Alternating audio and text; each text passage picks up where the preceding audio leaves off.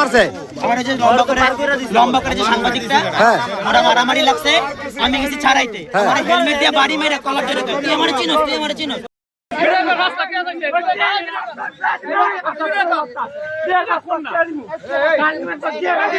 সরকারি টিসিবি এবং ওএমএস পণ্য বিতরণকালে চাঁদা না দেওয়ায় টিসিবি ডিলারকে মারধরের অভিযোগ করেন আমিনুর রহমান। আমাকে 18 তারিখে একটা নাম্বার থেকে ফোন আসে যে আপনি 5 লাখ টাকা দিবেন।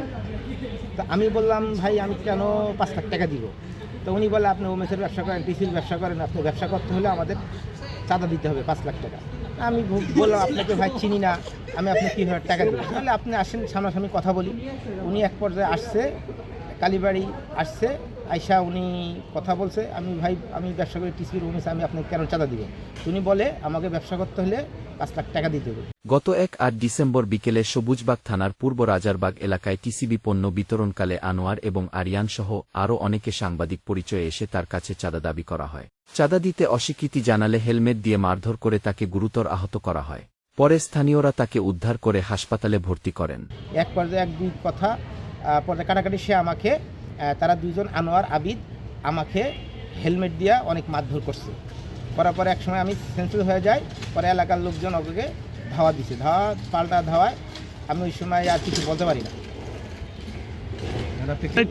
এরপরে আমাকে মামলা, আমার নামে মামলা দিছে। ওরা বলে আমি ওদেরকে মারছি, ওদেরকে আমি মারি নাই, ওরা আমাকে মারছে, ভিডিও আছে, আর এলাকার লোকে ওদের মারছে। আমি এর নামে ওরা মিথ্যা মামলা দিছে, হয়রানিমূলক মামলা। আমি মামলা থেকে নিঃশর্ত মুক্তি চাই।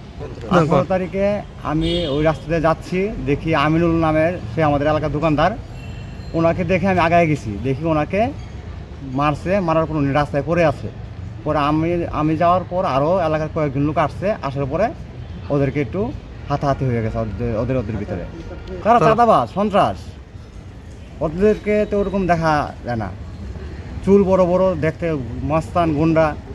এ ঘটনায় অভিযুক্তদের বিরুদ্ধে এম সবুজবাগ আমলি আদালতে মামলা দায়ের করা হয়েছে। পুলিশ জানিয়েছে বিষয়টি তদন্তাধীন রয়েছে এবং সত্যতা পেলে আইনগত ব্যবস্থা নেওয়া হবে। কেটিভি বাংলা, বিশ্বের চোখে বাংলাদেশ।